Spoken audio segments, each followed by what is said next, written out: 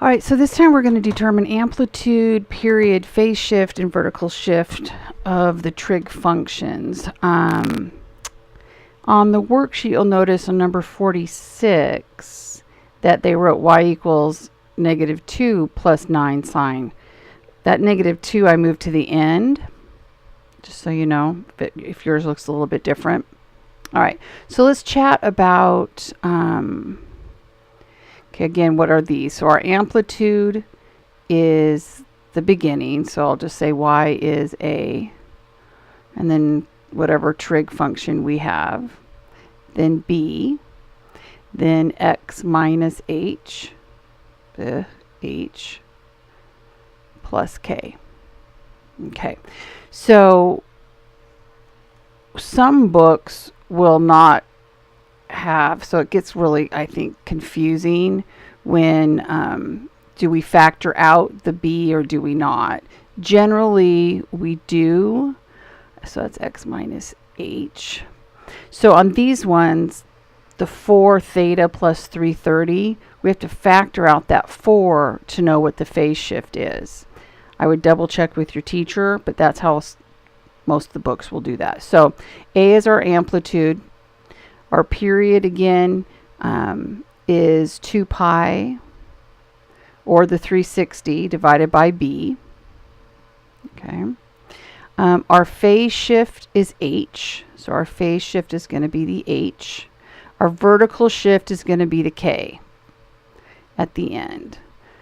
And again, these move just like our parent functions, quadratic, our parabola, our cubic, that this is left or right, this is up or down, and this acts opposite of what we think it's going to be right away. Anyway, all right, so luckily we don't have to graph these things because that would be gross. All right, so I'm going to rewrite this y equals 9 sine. I'm going to factor out that 4. So I'm dividing both of these by 4, so I get theta plus 82.5, then minus 2. Okay, so if we go through each of our things, our amplitude is 9, so that's our amplitude. Our period, this is in degrees, so 360 divided by 4, that's where this thing comes in, which gives us 90 degrees for our period. Okay. All right, then our phase shift here. So notice the general term or general formula is minus h. Since this has been changed to plus, that means it's a negative 82.5. So we're going to the left or negative direction, 82.5 degrees. Okay. Our vertical shift is at the end. We're moving our midline down to. So again, if I was to graph this thing, the first thing I do is move my midline down 2. Sorry, things are lagging a bit. Okay.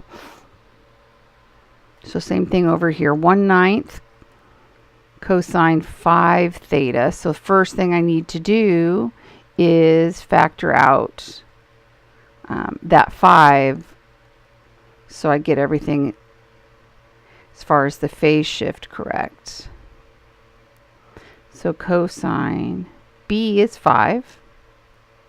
Divide everything in here by 5. So that becomes theta plus 30 minus 5. So our amplitude is 1/9. Our b, which is going to affect our period, right, is 5. So this is still in degrees, so 360 divided by 5. What's that going to be? Well, 360 divided by 5, 72 degrees. is the period. Okay. Our phase shift, left or right, it's x plus 30. Remember, generic form is minus, so that's going to be left or negative direction, 30 degrees. Then our vertical shift here at the end, our k, it's minus 5, so it's going down 5. Alrighty. All right, so then the next two are in radians. All right, but same thing. We have to factor out that b. So I'm going to rewrite this one. Y equals 1/4 cosine 1/5. And then I'll have my theta. Now 5 pi over 6 divided by 1/5. Right, because I'm dividing everything out by 1/5. Okay, that's the same thing as 5 pi over 6 times 5. Right, because now instead of dividing through by a 5, we're dividing through by a 1/5. Okay, so that's going to be 25 pi over 6. Okay, so if you think about it, if you're not sure, redistribute it. What would that be if I redistributed the 1/5? Would it go back to 5 pi over 6? So 25 pi over 6. Notice there's no number at the end, so there's no vertical shift. Okay, so VS, nada. All right, so our amplitude is 1/4. Okay, the period, we're taking our 2 pi, divided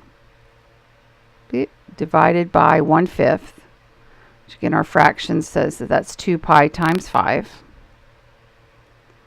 so 10 pi. So that means our period is 10 pi. Okay, and then our phase shift is going to go right 25 pi over 6. And again, it's right because the generic form is x minus h or theta minus h. Since it stayed minus, this number had to be positive, so it's going to shift to the right. All right, last one. Amplitude 1/3. I guess I better rewrite it. Y equals 1/3 sine of 4, divide everything by 4. So pi over 3 divided by 4 is the same as pi over 3 times 1/4. So that's pi over 12. And again, if you're not sure, redistribute it and see if you get the same thing back that you started with. All right, so then minus pi over 12. No vertical shift, so that's good. And our phase shift is pi over 12. You're going, oh, she's going to forget to do period. Almost. So our period is 2 pi divided by our b, which is the 4. So the period is pi over 2.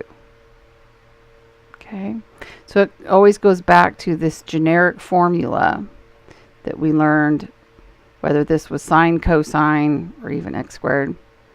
Right, then theta or x minus h plus k. And our transformations, left or right, midline up or down. And again, we should mention if there's a negative out front of the amplitude isn't negative. That negative tells us that we're flipping so that cosine, instead of starting up on the graph, would start down. Sine, again, would start at 0, but instead of going up, it would start down. So just keep those in mind. All right, hope that helps. Chat with you later.